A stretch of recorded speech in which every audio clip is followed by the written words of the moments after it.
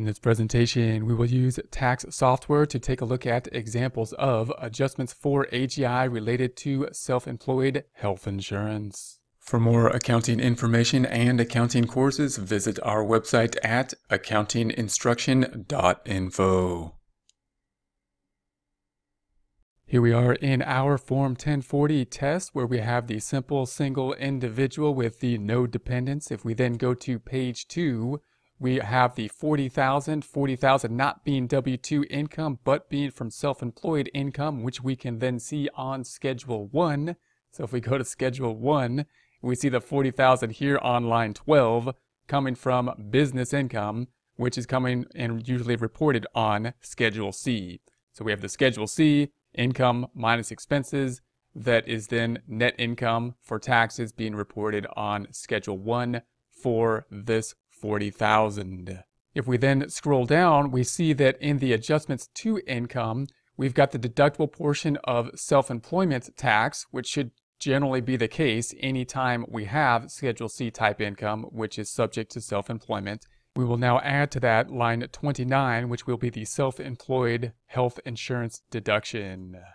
We're going to start off with a large number just to test the limitations here. So we've got the $20,000 for the self-employed health insurance, and that gives us the total here of the $22,826, which will be the self-employment insurance as well as the 1/2 of self-employment tax.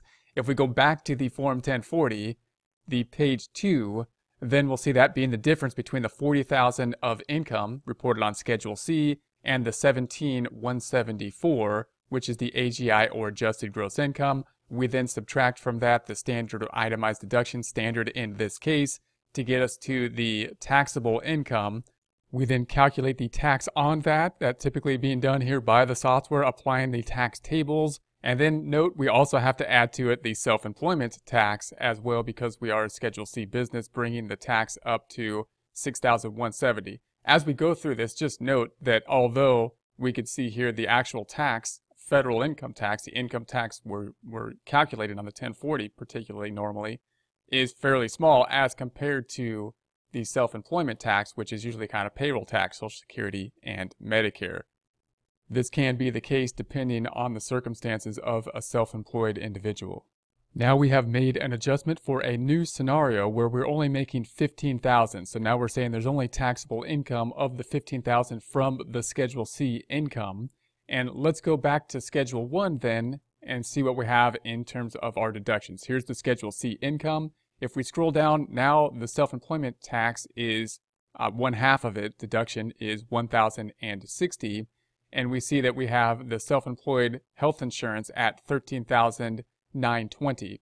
Now, if we look at the worksheet then, it was put in the system at $20,000. That's what we're saying how much we paid for the self-employed insurance, just for this example. And then it's limited to the amount of income we made. So we can't, in other words, pay the health insurance over the cap to get the benefit of the deduction for AGI related to it.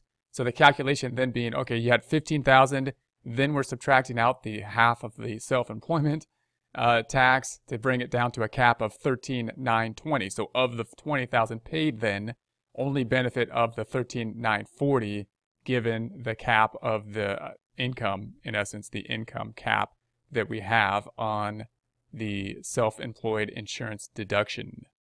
For more accounting information and accounting courses, visit our website at accountinginstruction.info.